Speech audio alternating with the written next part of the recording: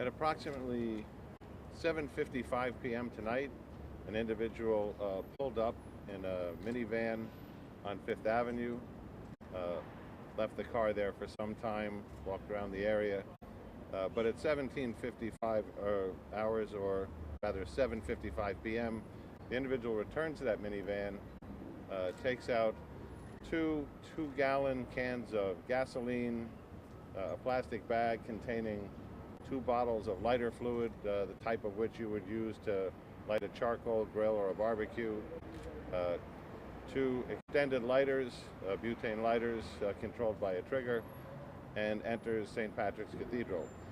As he enters the cathedral, he's confronted by a cathedral security officer who asks him where he's going, informs him he can't proceed into the cathedral carrying these things. At that point, some gasoline apparently is spilled out onto the floor as he's turned around. The St. Patrick's employee notifies 2 CRC, Critical Response Command, from the Counterterrorism Bureau, police officers from our striker team who are outside, that the individual went south on Fifth Avenue and onto 50th Street. They catch up to the individual who's carrying the gas cans and begin to question him. His answers were inconsistent and evasive, although he remained conversational with them and cooperative. His basic story was that he was cutting through the cathedral to get to Madison Avenue, that his car had run out of gas. We took a look at the vehicle. It was not out of gas, and at that point he was taken into custody and brought to the Midtown North Station House. There was some very good work done here, obviously by the St. Patrick's Cathedral security officer who encountered this man immediately inside, as well as the 2 CRC police officers who tracked him down, engaged him in conversation, questioned him, located the vehicle, and took him into custody. Questions? Is terror being considered as a possible motive? It's too early to say that. It's hard to say exactly what his intentions were, but I think the totality of circumstances of an individual walking into an iconic location like St. Patrick's Cathedral, carrying over 4 gallons of gasoline, 2 bottles of lighter fluid, and lighters, is something that we would have great concern over. His story is not consistent, so he is in conversation with detectives right now.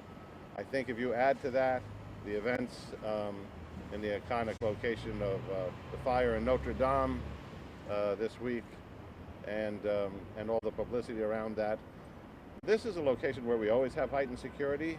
That is normal. We've added to that in recent days, and I think this is an indicator of something that that would be very suspicious. The individual make any mention of the fire that happened? Not in his initial statements. We're talking to him now, but I wouldn't be able to characterize his statements beyond what he told us in the instant encounter. Was he known to police?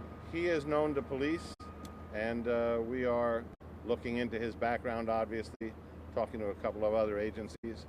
This investigation involves the Detective Bureau, it involves the Intelligence Bureau, the Counterterrorism Bureau, and the FBI's Joint Terrorism Task Force. That is out of an abundance of caution because we don't know exactly what his mindset was, what his motive was, but we do know that carrying 2 cans of gasoline and the equipment to light that through a public area in a place like St. Patrick's Cathedral is something that presents a danger to the public, and that's why he's in custody.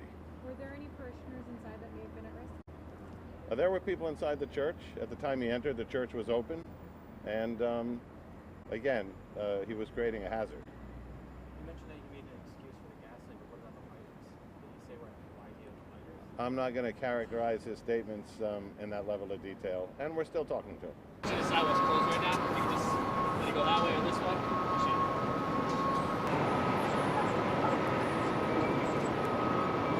Thank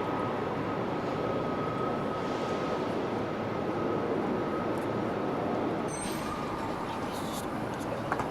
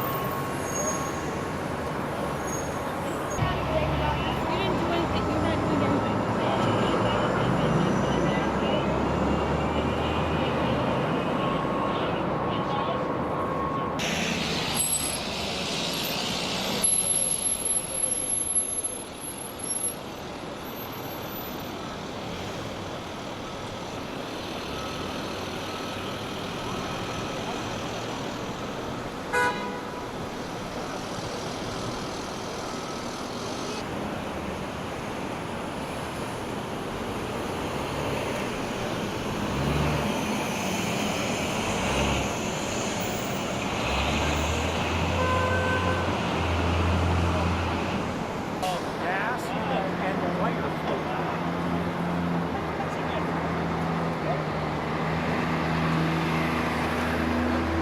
Hi, Brian. When I say... Okay, good.